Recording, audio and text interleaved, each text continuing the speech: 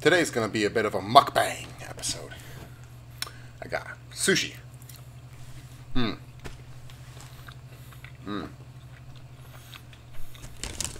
going to show you some of the candy that I've collected.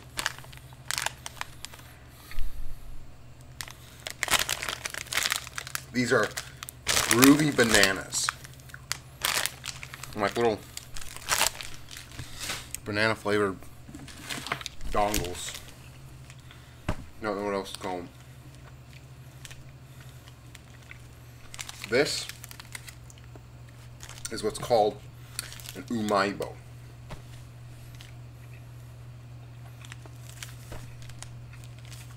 It's basically a giant Cheeto from Japan. This one is tonkatsu flavor. And tonkatsu is a Japanese rice and pork dish.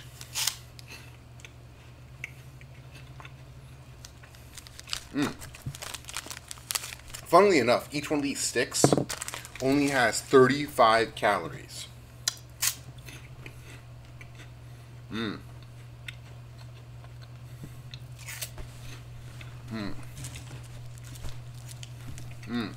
Good. Delicious. Super savory. These are charms. Little hard candies. Like that. I'm not going to eat that one now because I'm not in the mood for hard candy, but I have here saltwater taffy. I'm going to save that for later too. Just going to keep eating the sushi.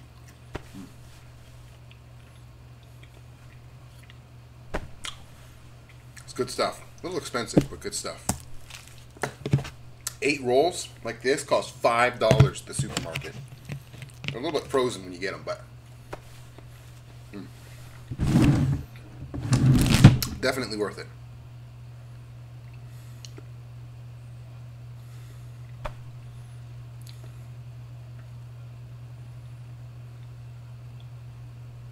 Yeah, awesome. Indulgent. Alright, I got here a bag of Italian fruit jellies. Le Bonel. Can you read that? Le Bonel. They're little. I bought a 6-pound bag of these. There's so many. Because they're so small. That's how big it is. A little bit bigger than a Skittle. Very tasty though.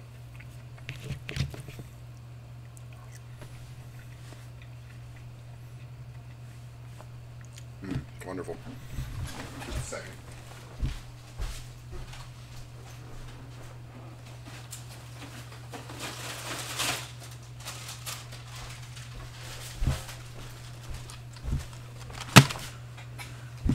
As you can see, my room is a bit of a mess right now. So, this is seaweed. Like, straight seaweed. It's really good. You kind of have to grow up with it, though. This isn't the stuff, I had my friend try it, and he didn't really like it. See this? That's how you eat it. The great thing is, very low calorie. Like 20 calories for us. Tasty. It's like the vegetarian beef jerky. That's what I would compare it to. It's like beef jerky, but for vegetarians. 100% vegetarian.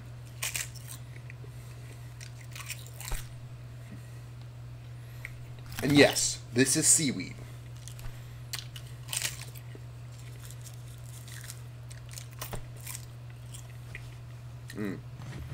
Now, did you know that California rolls have seaweed in them?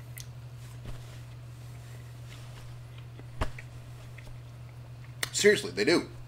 That little black lining on the inside of the rice, seaweed. And the reason why they put it on the inside is because Americans are unused to seaweed. We are not used to seaweed in our food. And so in Japan, they're called maki rolls. The seaweed is on the outside. Yeah, the seaweed is on the outside. But when they imported this food to America, people were not familiar with seaweed, and they tried to unwrap the roll from its seaweed. Like they would unwrap the rolls, but you're supposed to eat it with the seaweed. And that's the reason why California rolls have the seaweed on the inside. Personally, I like seaweed. But I can understand that to an American palate, the stuff you find washed up on the beach doesn't really seem like something you'd like to eat. But it's good. Really good. Beautiful. Seaweed is a really good source of umami. Beautiful source of umami, which is that savory flavor. It was discovered by a Japanese scientist. We thought there were 5 tastes: sweet, sour, salty, bitter, spicy. I think that's it. Sweet, sour, salty, bitter, spicy. But this Japanese person found a 6th taste: umami. And the reason why it was found by a Japanese person is because the Japanese make something called dashi, which is like demi-glace, but it's for soup. And it's very savory. Very savory. And so the guy, he was a scientist, he was eating this dashi broth that his wife had cooked for him, and he's like, this is doing something to my tongue that's different from all the other flavors. And so he looked into it, and the compound that causes umami is monosodium glutamate. So this has natural monosodium glutamate in it. So does meat. But I had an experiment. I cooked myself some fried rice the other day, and I bought online a bottle of MSG. I'll show you to you. Here, let me go get it.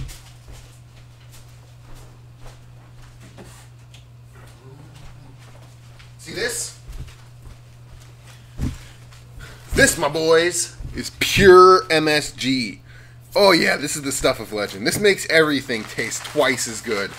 The thing is that MSG has gotten a bad rap, but the story behind that is actually one of Asiaphobia. Sorry, I don't know what caused me to get asthmatic, but the reason why MSG is portrayed poorly in the media is because of something called Chinese restaurant sickness.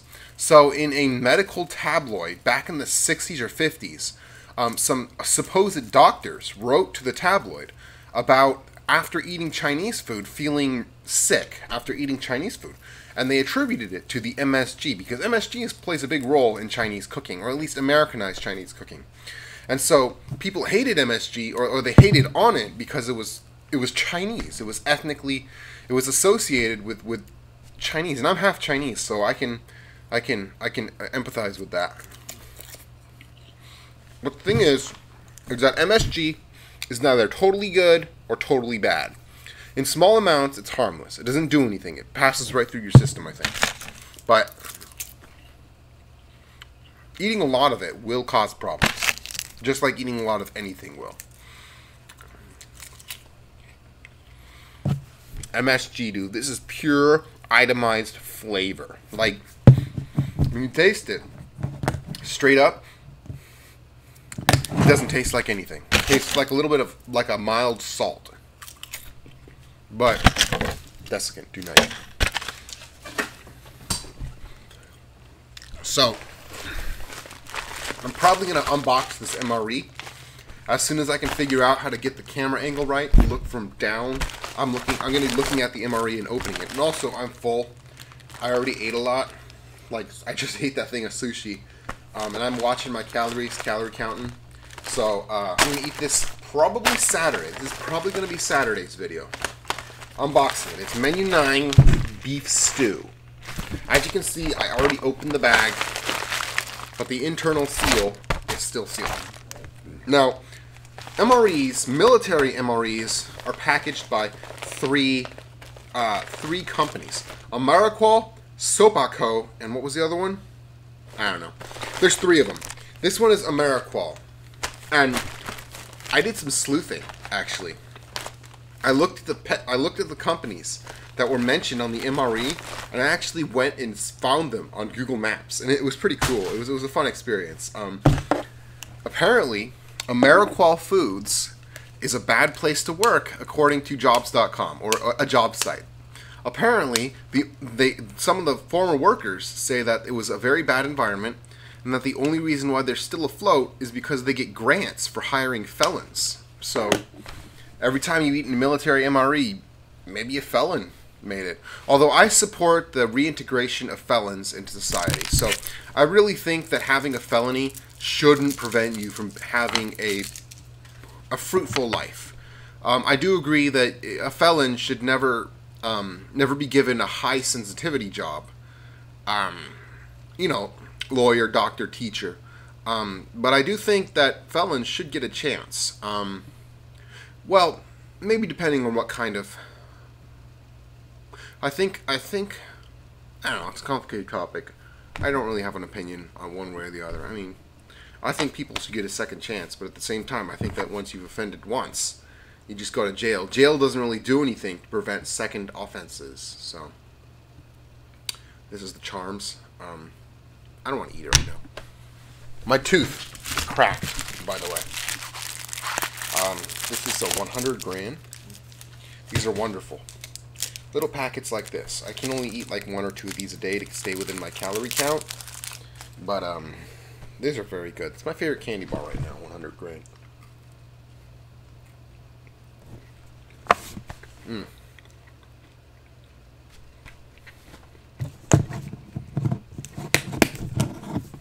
MSG, baby. Says they're right in the title. They sell this stuff.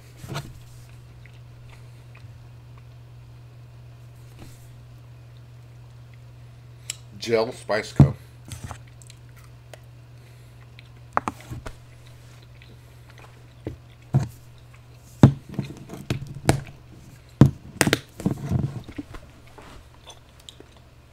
I saw a meme once about what someone from the 16th century would think looking at today's world.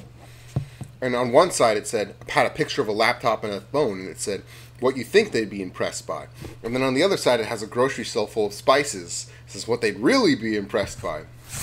So if you look at some of the like 1900 versions of what people thought the year 2000 would be, absolutely bonkers. And I remember I was reading Isaac Asimov's Caves of Steel. And his books are set in the far future, but he mentions the curve of a television screen. And when I read the book, it was long after curved television screens went out of fashion. But a science fiction writer from the 60s mentioning a curved television screen offhand, like it was just natural, maybe really dated the story. It was funny, though, how a simple comment about the curvature of a television screen would date Isaac Asimov's work so profoundly.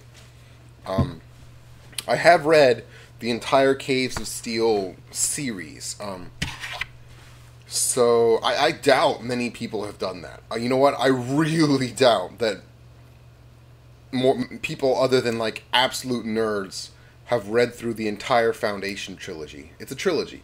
Caves of Steel and 2 others after that. And they deal with some really interesting topics. Like, you know about Asimov's 3 laws of robotics, yeah? Number 1, a robot must not hurt a human, or a robot cannot hurt humans, and must do everything in its power to not hurt them. Number 2, a robot needs to listen to the commands of any humans. A robot must listen to commands from a human. And number 3, a robot must protect itself.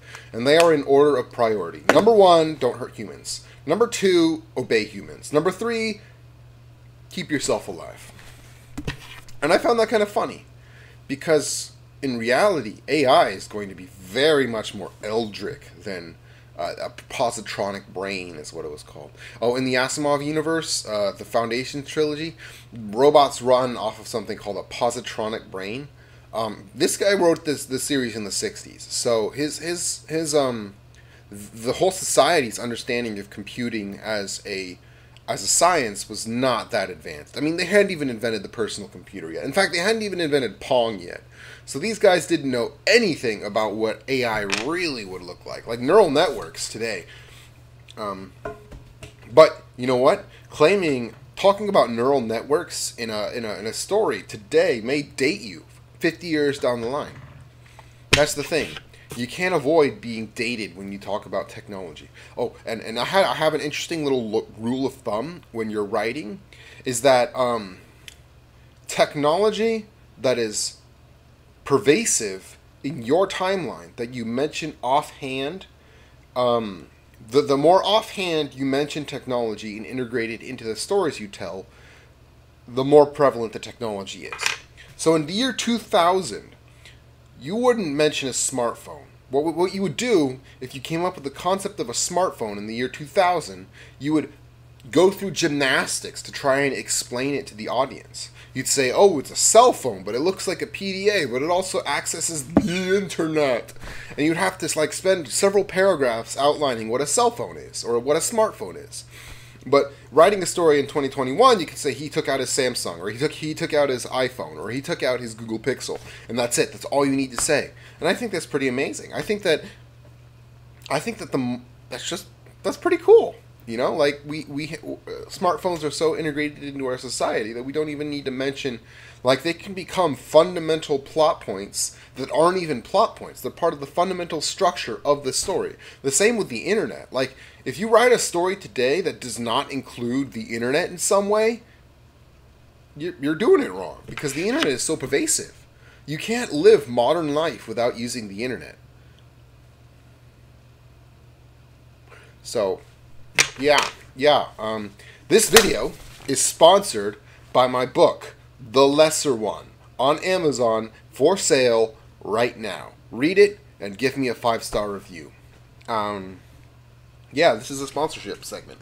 I suppose I can go grab a copy of the book. Just a moment.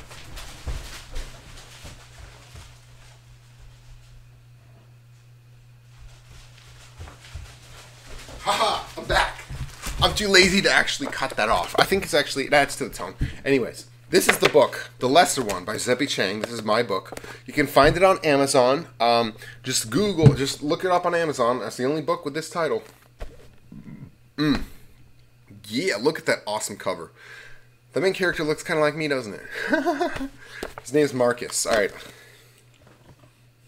If he can survive at the bottom, that's a big if. This is published by Dingbat Publishing. It's professionally published. The Lesser One. Copyright 2021 by Zeppy Chang. Published by Dingbat Publishing. Humble, Texas.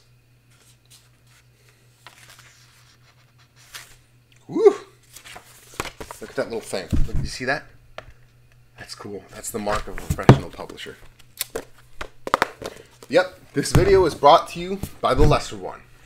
If he can survive at the bottom, that's a big if. 40 years ago, portals opened all around the world, leading to dungeons with dangerous monsters inside. Monsters that can escape into the real world and do incredible damage. At the same time, people began manifesting spirits that allowed them to fight back. Marcus Red just manifested his spirit, and it's a weak one. The weakest there is. But he squeezes into the position of adventurer and is sent to Ixtham Academy, where he'll learn to fight those monsters and destroy the dungeons invading New York City. He is on the lowest rung, but he soon finds an ally in Dr. Barrymore, an eccentric scientist with views that no one else seems to take seriously.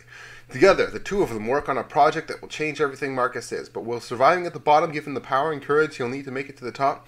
Dungeons & Dragons meets Harry Potter in this new imaginative urban fantasy that will keep you turning pages long into the night. So I got a lot of good reviews on this one. 8 5-star reviews on Amazon. No under 5 stars. 8! Okay? And 3 on Goodreads. And I'm telling you, they're not all from people who know me. So, I'm just going to put this right here. So thanks for watching, and go buy my book. Go buy my book. Buy my book. Buy my book. That's it. I'll see you other guys on the other side. See you on the other side.